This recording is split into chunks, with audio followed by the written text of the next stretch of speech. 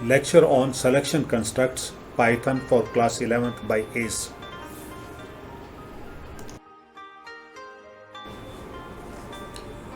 Hello students. We know a program may have sequential construct, looping construct and selection construct. By default, a program is executed sequentially. The statements written first in a program is executed first, and the one which is written last is executed last. You know, in a looping construct statement of a program, the statements are executed in a loop as long as a condition is true or correct. Looping constructs, you know, are for loop and while loop. Selection construct is written using if statement. If statement has certain variation like if else and if else. Finally, one thing I would like to tell you before coming to the actual discussion, looping constructs can be, what should I say, nested one. Means looping constructs can be written in nested form, means there can be a for loop under another for loop. The same way if else statement or if else statements can be nested. For the discussion on selection construct, let us create a new program, and for that we have to go to Python program editor, and here we have to write some code. To save time, I have written code somewhere. Let us make a copy of it.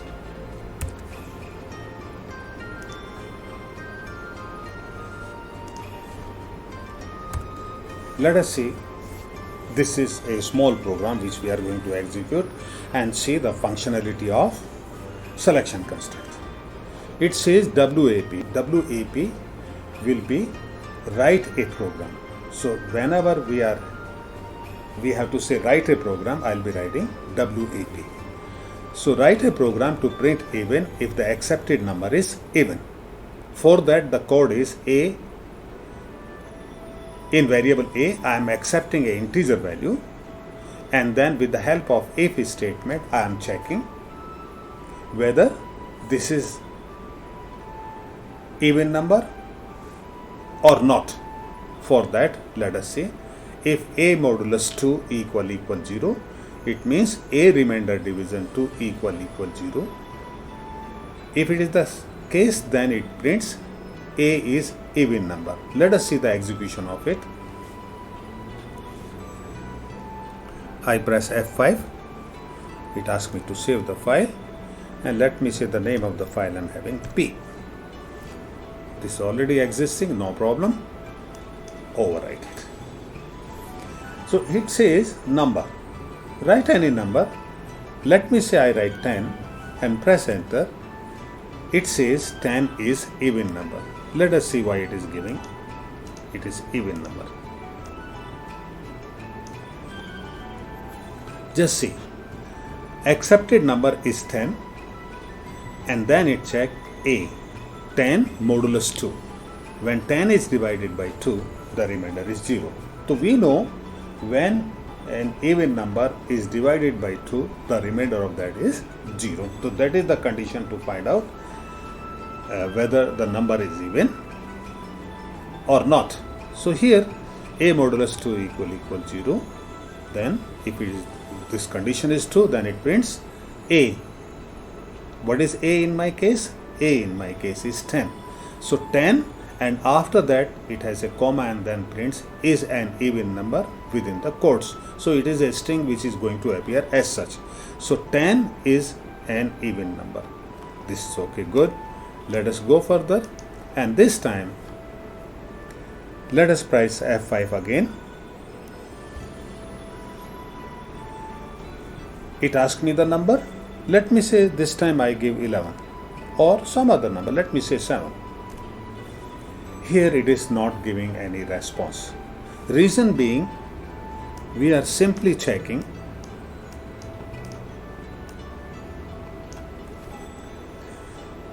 whether this number is even. If it is even, it prints even, and otherwise it does nothing. But if we want to include the part, if this is even, it should print even, and if it is not even, it should give some other response. For that, we'll make change in the program, and change is already saved somewhere. Let me make a copy of it.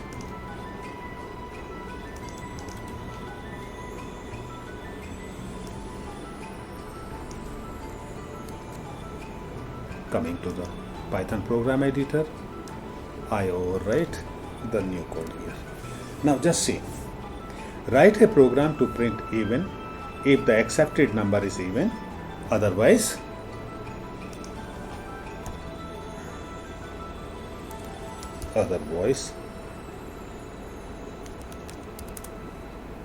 print odd. Let us see now. I press F5. It asks me to save the file. Now again it is asking me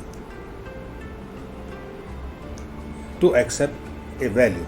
To throw A, I am going to accept a value. Let me say I write this time 19. It check A modulus 2 means 19 modulus 2 equal 0. 19 modulus 2 is equal to 1, it is not 0. So the part under if is not going to get executed. I have other part of it, that is else. Under else, that condition is executed. If the condition is true, the part under if is executed, and if the condition is false, the part under else is executed. Now you can take other example also. Close this one. I press F5 again. This time give some even number. Let me say 12, and it says it is even number. Now so far it is good, but it is checking only one number in one go. Means it is checking whether it is even or odd, only one number. If I have a series of number, then what I have to do? Let us see that part also. Now going further, let us make change in the program, and that change code is with me here.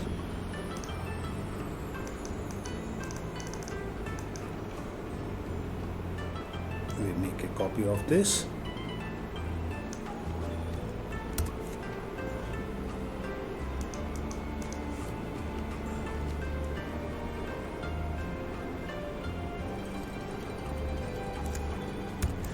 And place this copy in our program editor. Overwrite the previously written code. Press a Ctrl. Now the program says write a program to print even if the accepted number is even, or otherwise print odd. The program should run for accepted number of times. For that, what I have done here, n is the variable which is going to hold how many times or how many numbers I am going to accept during the execution of the program. So here I am using a for loop because it is to be repeated for given number of times. So here I say for I in range 1, n plus 1. Why I have written n plus 1? The range is having the starting limit or starting point and the upper limit.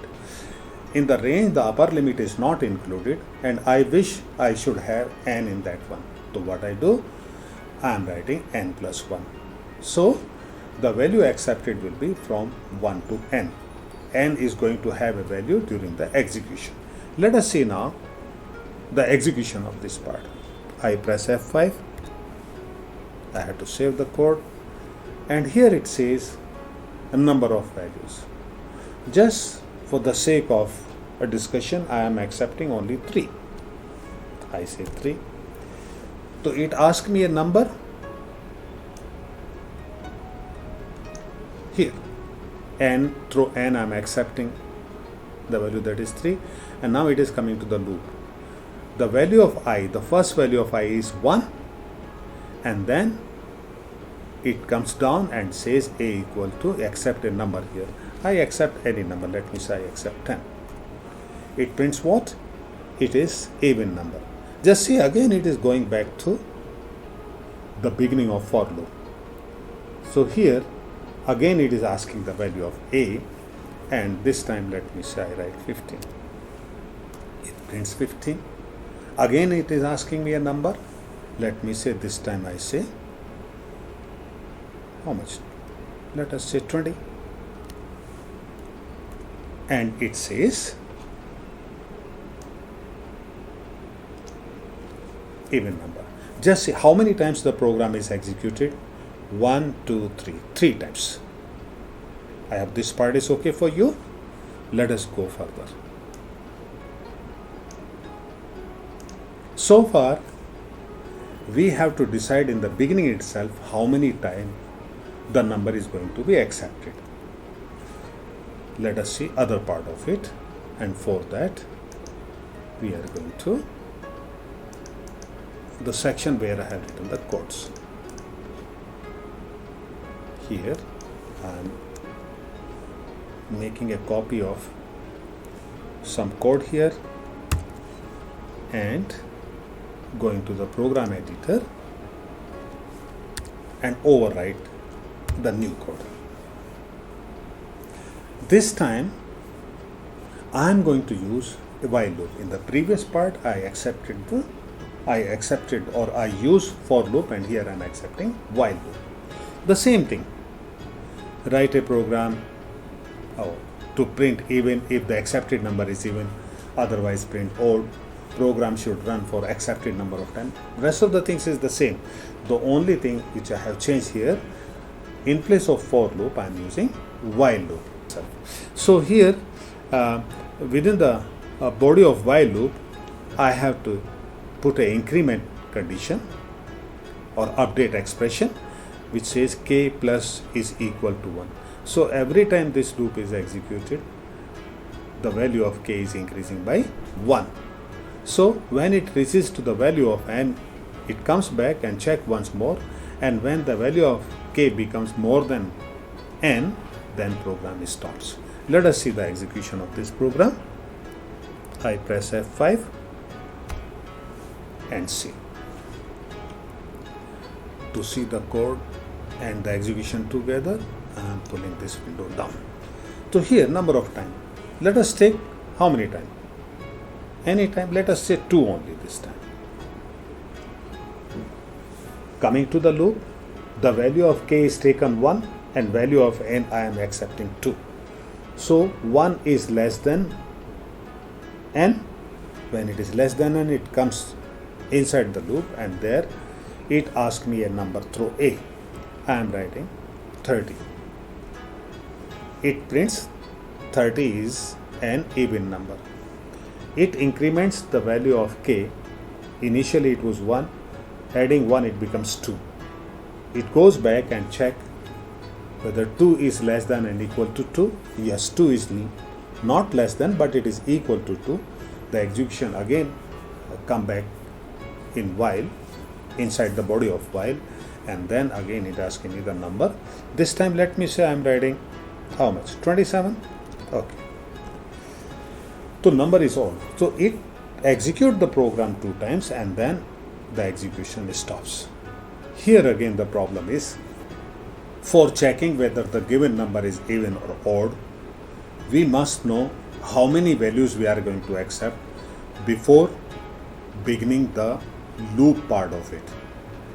Is there any way where we can decide whether the loop is to be accepted or not, and the number of values are not known in the beginning? Yes, there is a way. Let us discuss that way now. For that, I'll go to the part where I'm writing the code, and I'll see this code part here.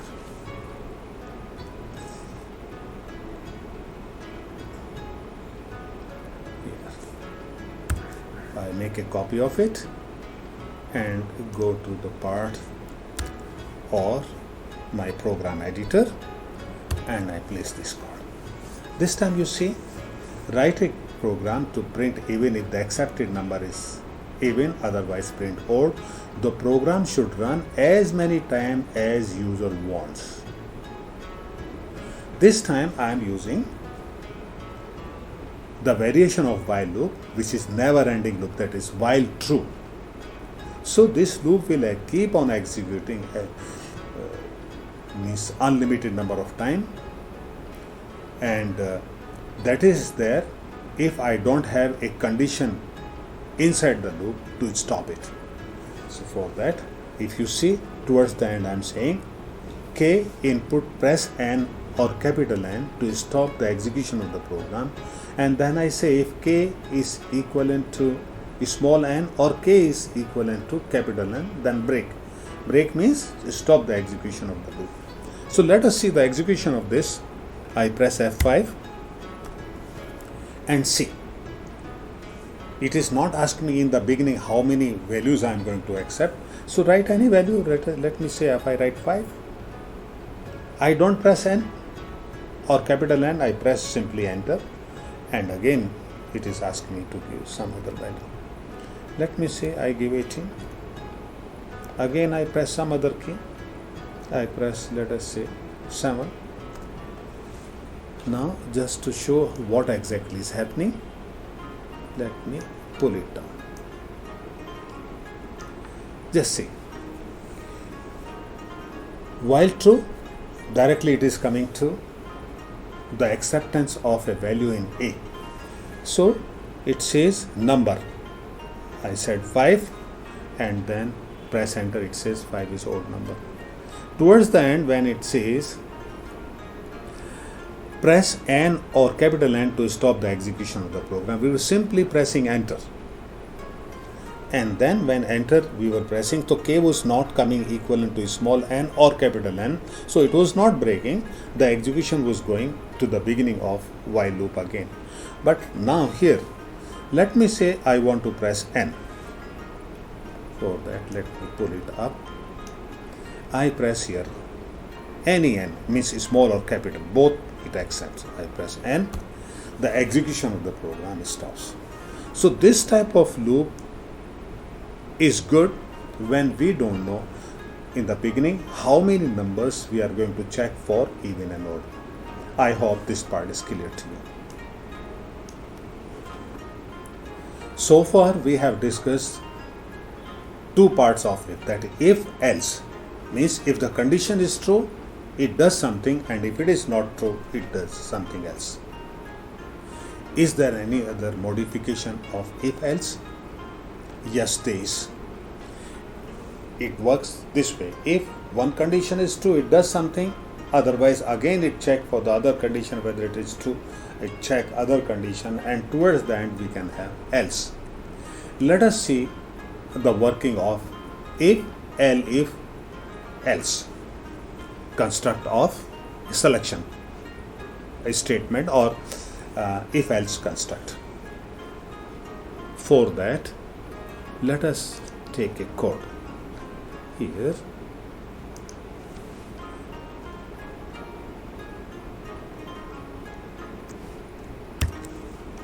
I take a copy of it and place it in my program editor. Now, it is a new program. As such, write a program to find out to which continent a person belongs to depending upon the accepted code for the continent. A for Asian, E for European, and small a for African. Any other input, the output should be not belonging to accepted continent. Now, here, this is not only explanation of if, elif, it has something other than that. Let us see this.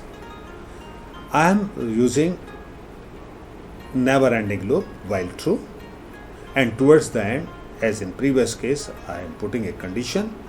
If the condition is true, then it breaks the loop, otherwise it repeats the loop. Here few things you see. I am accepting a code for continent in variable a, and just see down what it says. If a equal a, a equal a, the a before equal and a after equal are two different things. A before equal is a variable and a after equal is a constant. So they are two different things. The same way, here for the code, I say capital A equal is small a. So again you should understand, in Python language, small or capital letters are treated differently. Just for the explanation, these are the things I have already included here. Let us see the working of this. Here under A, I accept the code for the continent. It's check if the accepted code is A, then it prints the person belongs to Asian continent.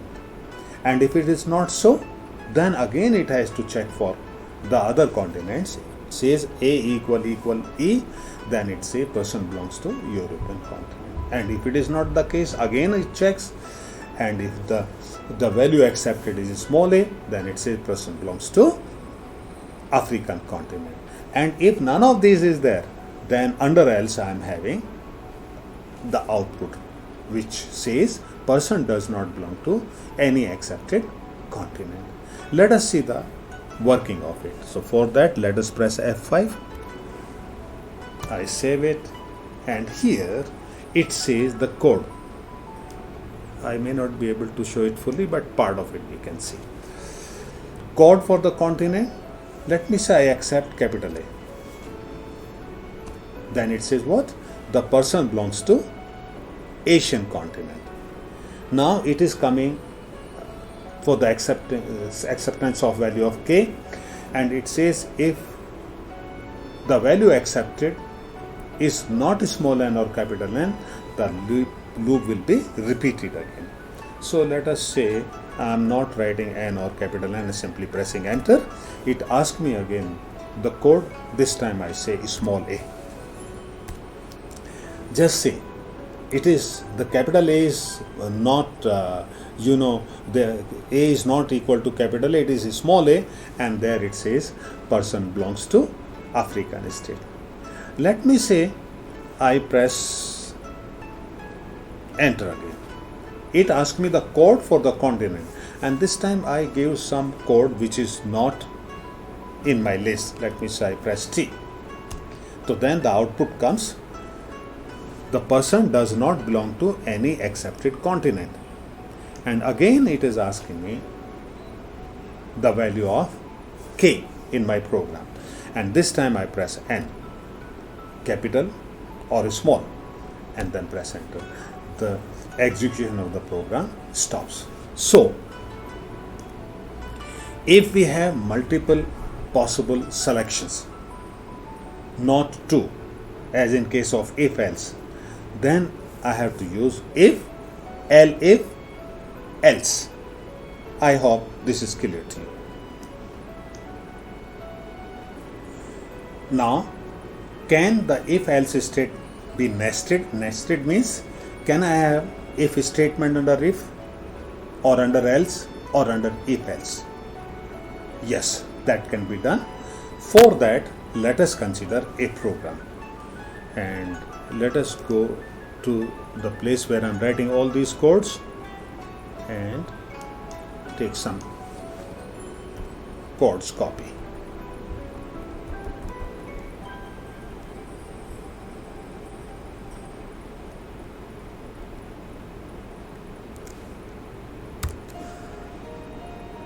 Coming to the Python program editor, I replace the written code here with the new code. Now this program is bit lengthier, so I may not be having the program and execution part on the same screen, but anyway I'll try to explain everything possible. It says write a program to find out to which continent a person belongs to depending upon the accepted code for the continent, and then finally it says accept the age of the person and output adult if the age is more than 10. The spelling of age is wrong. Let me correct it. It is just text. Even if it is wrong, the execution of program will not be affected. But anyway, we should change it. So for that, I have written this program. Let us see what the program has. It says A, input the code for the continent. You accept a code, and there itself I am accepting the age of the person in variable X. It check if A is equal A, then it says the person belongs to Asian continent, and just watch carefully. Under that if I have another if X is more than 18, then it says person is adult, otherwise it says, or else it says person is not adult. Going under elif, and then it goes for the part for the European, and that's the same way I have included only two things here, Asian and European. In the previous one I was having African also. That part I have just dropped just to keep the length of the program comparatively smaller. So you yourself see, under if I have under if I have if else, and under elif again I have if else, under else I have if else. So you can have a snapshot of this screen so as you can understand it in better way. Let us see the execution of the program now. I press F5. It asks me the code for the continent. I say capital A. It asks me the age of the person. Let me say, I say 25.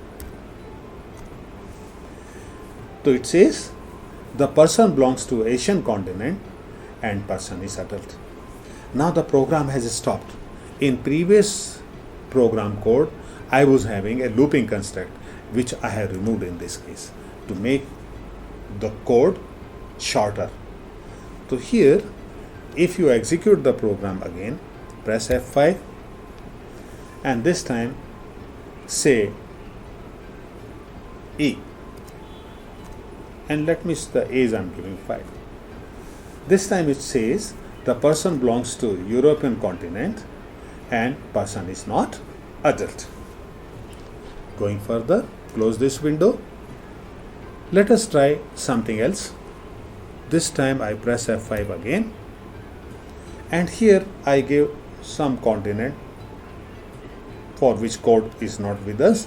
I write B. So age, let me say again, I say 30. Person does not belong to any accepted continent and person is adult. This is the part which is coming under else. So I hope this is clear to you. Now we have learned about nested if else or nested if else statements. Can there be a nested looping construct also? For that part, let us have a small program. Here I go to the place where I am keeping the codes for different programs. I make a copy of it and then discuss.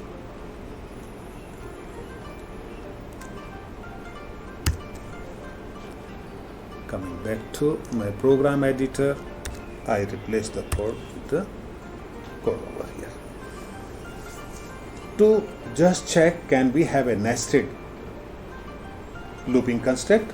So here I am writing, write a program to print row wise the table of numbers of accepted range.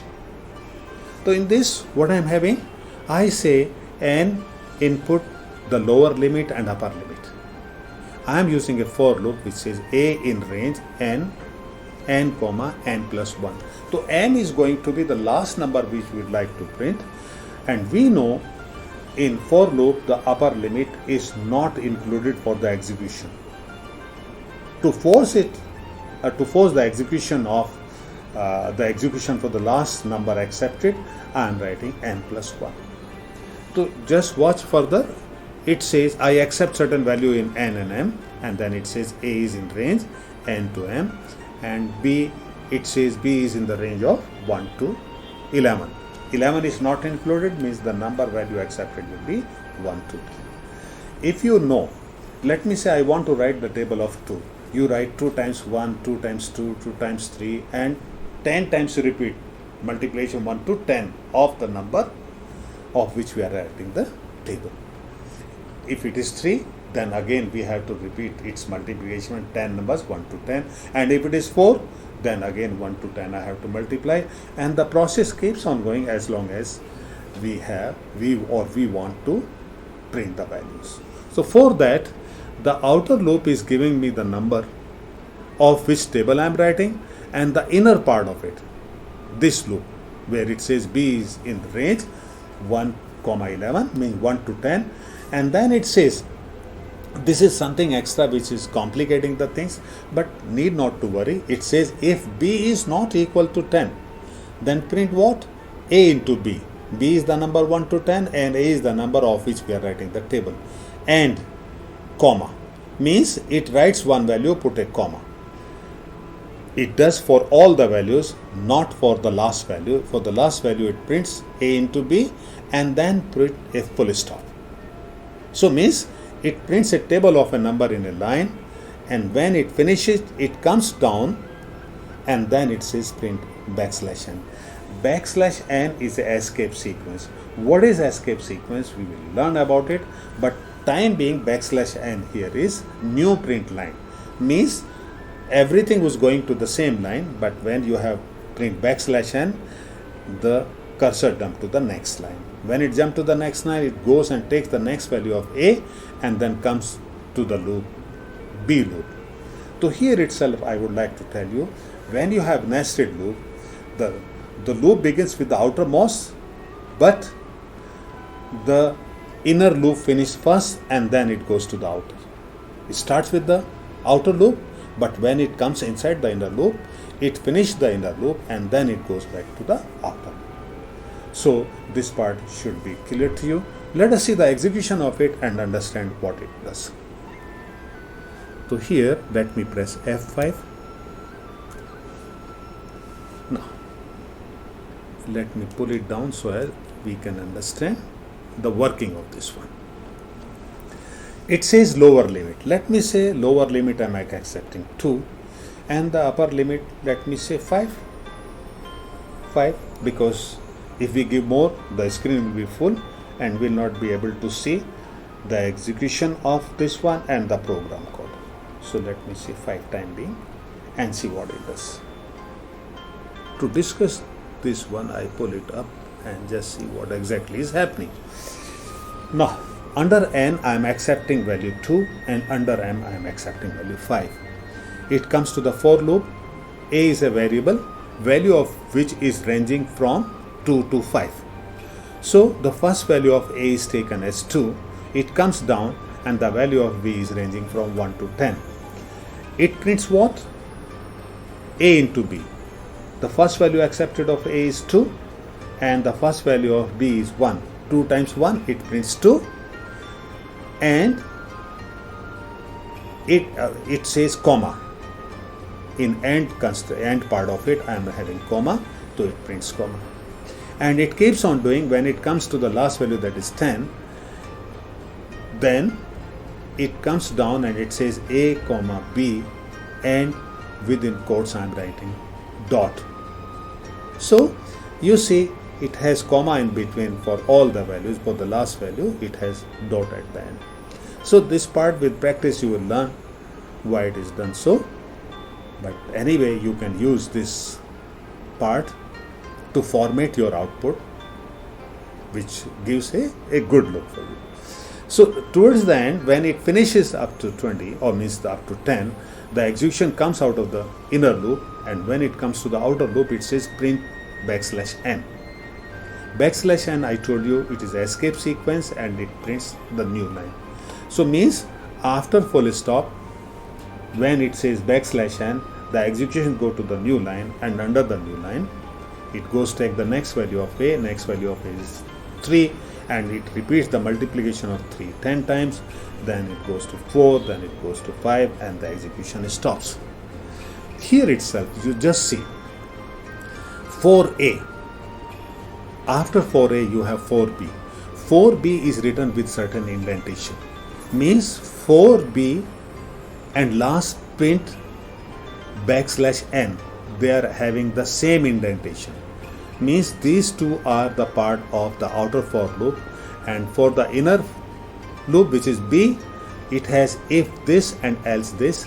This part has indentation under b. So the part which is indented at the same indentation are the part of one block or one construct, and the part which has other indentation belongs to the other program construct or block construct as such. I hope you understood this one. Feel free to ask questions through comments. We shall reply to all your queries.